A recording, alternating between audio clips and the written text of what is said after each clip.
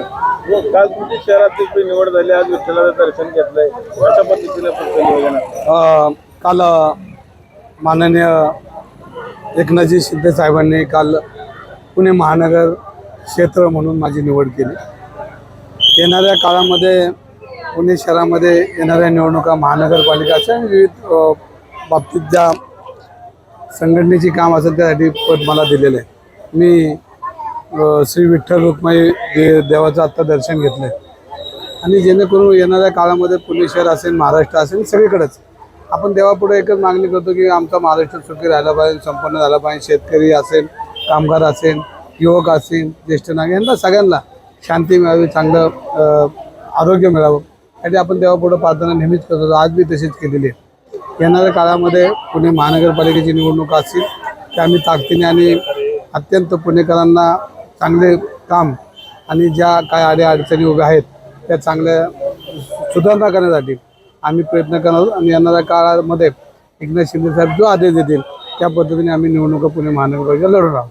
शिवसेना पक्ष आता पुण्यामध्ये वाढणार नाही, एक तर आपण बघितलं असेल की गेल्या काही वर्षामध्ये एकनाथ शिंदे साहेबांनी केलेलं काम, मग अनेक योजना असतील, महिलांच्या योजना असतील, ज्येष्ठ नागरिकांच्या असतील, शेतकऱ्यांच्या असतील, या सगळ्या योजनेला त्यांनी त्यांच्या मुख्यमंत्रीच्या काळामध्ये योगदान दिलेलं आहे. आणि या उभ्या महाराष्ट्रातनी बघितलं त्याच्यामध्येच मग आपण विधानसभेचं चित्र बघितलं असेल, एकनाथ शिंदे साहेबांच्या चेहऱ्यावर निवडणूक लढवली आणि त्याच्यामध्ये महाराष्ट्रामध्ये भाजप, शिवसेना आणि राष्ट्रवादीचं सरकार आलं आणि त्यामुळं एकनाथ शिंदे साहेबांना लोकांनी चॉईस केले आणि त्याच्यामुळं येणारा काळ एकनाथ शिंदे साहेबांबरोबर हा महाराष्ट्राला हा विश्वास आहे. मला आगामी स्थानिक स्वराज्य संस्थेला कशी रणनीती असणार आपली? याच्यामध्ये आता पक्षाकडनं त्याचं अजेंडा येईल आणि त्याच्यामध्ये मग युतीमध्ये लढवायच्या का कशा लढवायच्या काय लढवायच्या ते शिंदे साहेब ठरवतील. त्याप्रमाणे आम्ही पुण्यामध्ये चांगलं काम शिवसेनेचं उभं करणार आहोत आणि त्यासाठी सगळ्यांची आमची तयारी झाली.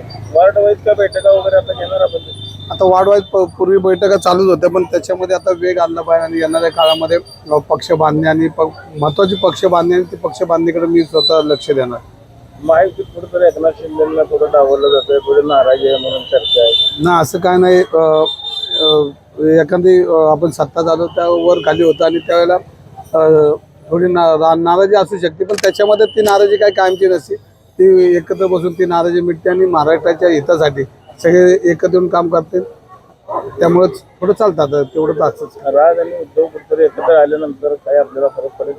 नाही, सगळ्यांनी एकत्र आलं पाहिजे, सगळ्यांनी एक विचाराने लढले पाहिजे. हा मी कार्यकर्त्या नात्याने सांगतो की जेणेकरून चांगलं महाराष्ट्राला सगळ्यांनी योगदान आहे सगळ्यांचंच आणि त्यामुळे सगळ्यांनी एकत्र लढले तर काय हरकत नाही.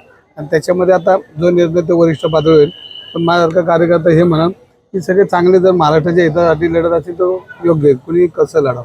काँग्रेसमध्ये काय आपली नाराजी? नाही, काँग्रेसमध्ये माझी नाराजीच नव्हती. मी त्यावेळेला बी सांगितलं की काँग्रेसमध्ये नाराजी ना पण एक विचाराच्या आणि बाजूने जेव्हा कधी सगळेच कार्यकर्ते असतील आणि त्यांचं म्हणणं असेल की तुम्ही शिंदे साहेबांबरोबर काम करतात त्याच्यामुळे आम्ही विचार करून शिंदे साहेबांच्या पक्षात गेलो. पुण्यात एकनाथ शिंदे गटाचे वाढतील नगरसेवक? नाही, बघा मागच्या वेळेला बी आपण म्हणलो होतो की विधानसभेत किती लागणारी अशी परिस्थिती निर्माण झाली तर लोकांनी कौल दिला. शेवटी जनतेचा कौल असताना जनताही एकनाथ शिंदे साहेबांच्या बाजूने राहील असा विश्वास आहे.